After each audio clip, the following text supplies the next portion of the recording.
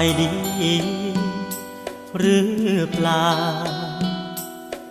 กินข้าวแล้วบ่คน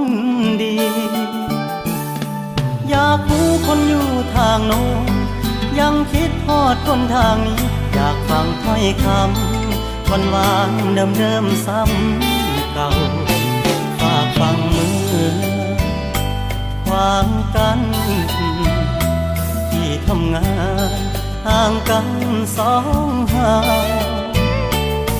วันอาทิตย์ค่อยเจอหน้ากันสู้กับงานวันจันทร์หอดเสาร์บอกใจเงาเงาคิดทอดอดเอาสายก่อนยามอยู่ห่างสายตา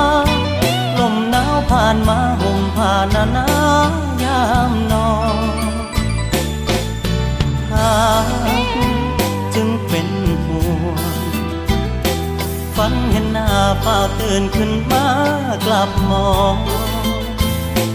ย่างเล่นในฝันนำกันสาก่อนเก็บรักษา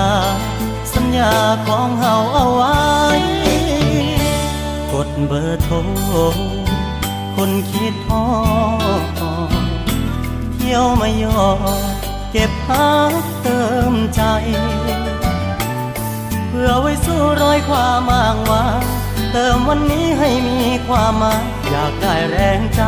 กักตุนไว้ใช้ยามใกล้กัน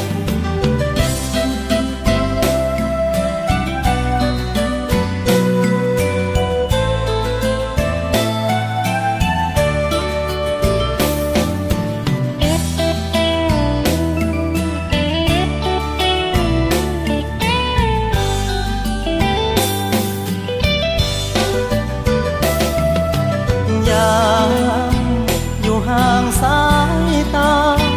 ลมหนาวผ่านมาห่มผ่านหนายามนอน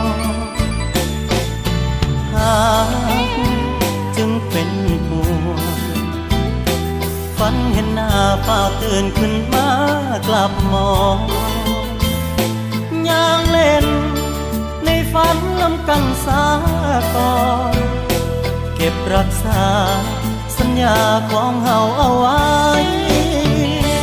กดเบอร์โทรคนคิดฮอดเที่ยวไม่ยอเก็บพักเติมใจเพื่อไว้สู้รอยความอ้างว้างเติมวันนี้ให้มีความหมายอยากได้แรงใจกักตุนไว้ใช้ยามใกล้หา